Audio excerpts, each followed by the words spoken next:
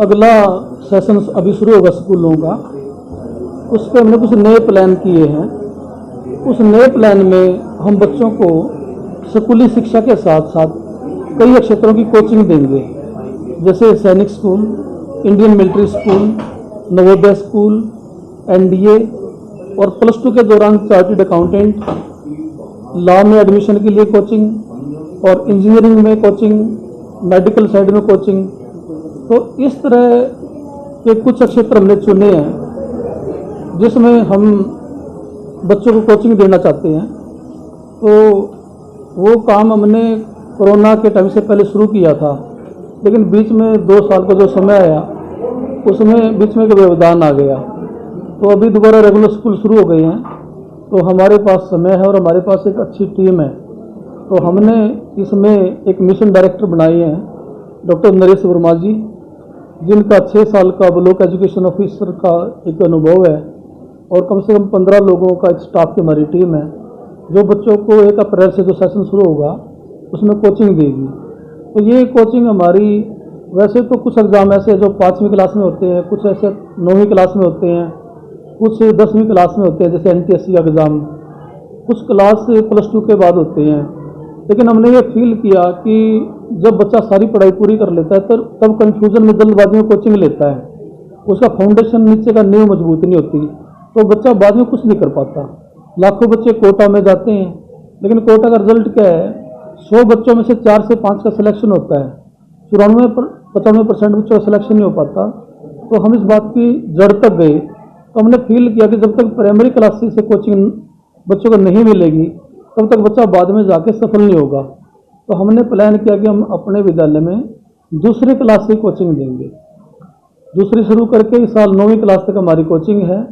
तो हम शुरू में 9वीं क्लास तक जो मेन एग्ज़ाम बच्चे जो कर सकते हैं इसी साल, वो है नवोदय स्कूल के, इंडियन मिलिट्री स्कूल के, सैनिक स्कूल के, और अगले साल फिर बच्चे NTSC के। उसके बाद फिर हमारे जो +2 के बेस पे जो एग्ज़ाम होंगे उनकी तैयारी हमारी अभी शुरू हो जाएगी। इसमें विशेष बात ये है कि जो बच्चे भागदौड़ में +2 के बाद कोचिंग लेते हैं, कोई आगे पढ़ाई ड्रॉप करके लेता है, कुछ बच्चे 10th क्लास के बाद नॉन अटेंडिंग यानी कि पढ़ाई मिस करके 2 साल की कोचिंग लेते हैं। बच्चों के आगे कन्फ्यूजन आता है कि वो +1-2 करें या कोचिंग लें, तो हम इस कन्फ्यूजन को दूर कर रहे हैं। तो हम 2nd क्लास से ही एक अलग सेक्शन बना के बच्चों को कोचिंग देंगे, और ये बच्चे पहले से टारगेटेड होंगे, इनका टारगेट क्लियर होगा, इनके आगे, इनके पेरेंट्स के आगे कोई भी कन्फ्यूजन नहीं होगा, क्योंकि इनके पास सोचने का, अनुभव करने का, अपना टारगेट तय करने का एक लंबा समय मिलेगा।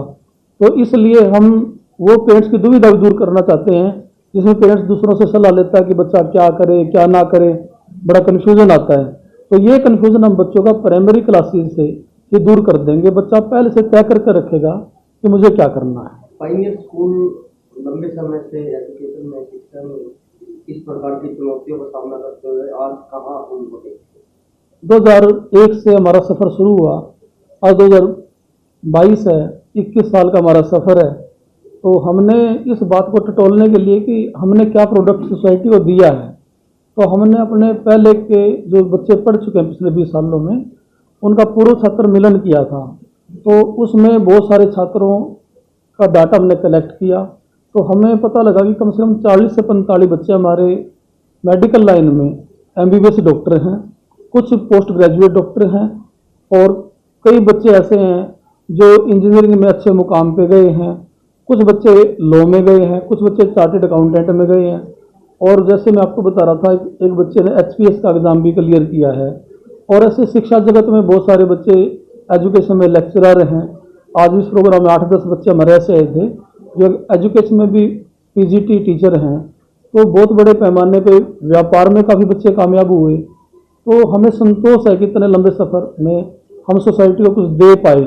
और सच्चे अर्थों में अगर आप मुझसे पूछो तो जो बच्चों की कामयाबी मैंने देखी, जो स्कूल से गए हैं पास आउट होके, उनसे मुझे प्रेरणा मिली कि काश कि अब मैं 100-200 बच्चों की बात करता हूँ, 200 से 250 बच्चे हमारे फॉरेन में एजुकेशन के लिए इस टाइम गए हुए हैं, जो हमने डाटा कलेक्ट किया। तो हमें प्रेरणा मिली, अगर जो 10-15% बच्चे जो अधिक सफल हुए हैं, अगर हम शुरू से प्रयास करते तो जो 85-90% बच्चे छूट जाते हैं बड़ी सफलताओं से, तो उन बच्चों को प्रारंभिक कक्षाओं से हम शुरू करके उनको इतना काम करें कि वो बच्चे भी बाद में निराश ना हो, वो अपने खुद के और अपने माँ बाप के सपनों को पूरा कर सकें। बराड़ साहब, बदलती शिक्षा नीति और पाइनियर की कैसी तैयारी है, कैसे?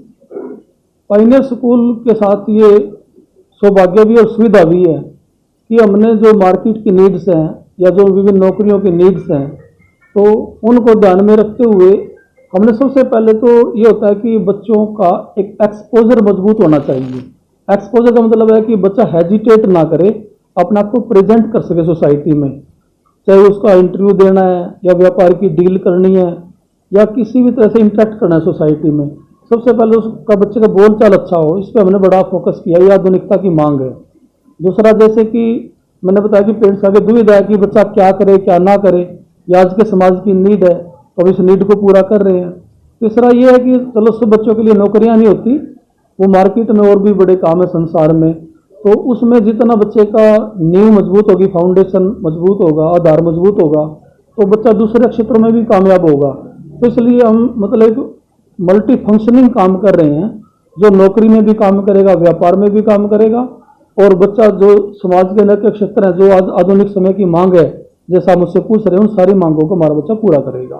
बराड़ साहब, आपने ये अच्छा ट्रैक शुरू किया है, आपको लगता नहीं कि ये ट्रैक बनाने में आप कुछ लेट हो गए हैं? नहीं तो जो रेट आप बता रहे हैं अभी मेरे स्कूल से मेरे विद्यार्थी सक्षम हुए हैं, तो 10 गुना बढ़ जाता। और जैसे मैं आपको बता दूं कि हमने ये 2019 में मिशन शुरू कर दिया था। मिशन को नाम नहीं दिया था, लेकिन मिशन पे हमने 1 साल काम किया।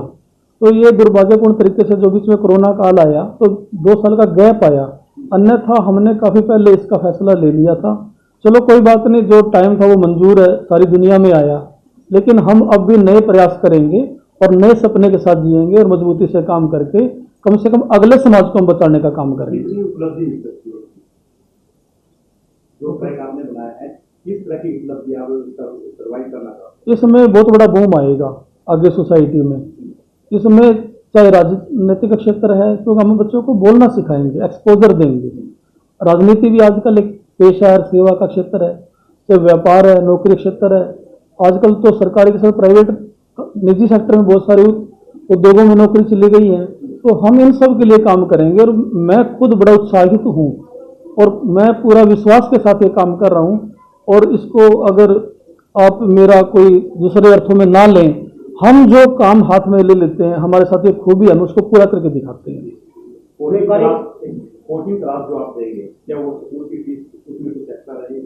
उसमें जो स्कूल की नॉर्मल फीस हमने पेरेंट्स को चॉइस दी है, तो जहां आपने देखा कि बच्चे लाखों रुपए पे करते हैं बाद में जाके, और कैलकुलेट करोगे तो बड़े खर्चे होते हैं, घर से बच्चा दूर रहता है, माँ बाप से दूर रहता है, उसी जो लाखों में काम होने वाला है, उस काम को मात्र 300 से 400 रुपये महीना में पूरा करने जा रहे हैं। यानी ये कहीं की एडिशनल रहेगा? हाँ, कुछ सहयोग हम मांगेंगे, क्योंकि जैसे मैंने आपको दिखाया, मैंने 15 से 20 का स्टाफ अपॉइंट किया है, तो खाली उनके खर्चे निकल जाएं, इतना सहयोग हम पेरेंट्स से मांगेंगे, और वो बड़ा साधारण सा सहयोग है। पिछले 1 महीने में 3 कार्यक्रम करवा लिया आपके द्वारा, क्या संदेश लेकर के कार्यक्रम आयोजित करवाया जाता है, क्या संदेश आपको? हमने ये फील किया कि हम नया काम कर रहे हैं और पब्लिक को हम ना बताएं, अवेयरनेस ड्राइव ना चलाएं, इसका एक जन जागरण तरह का काम ना चलाएं, तो पब्लिक को पता नहीं चलेगा कि हम करना क्या चाहते हैं। तो हमने जो पिछले 3 कार्यक्रमों की आप बात कर रहे हैं, सबसे पहले हमने अपने पेरेंट्स और अपने बच्चे जो अब पढ़ते हैं उनको बताया कि हम ऐसा करने जा रहे हैं।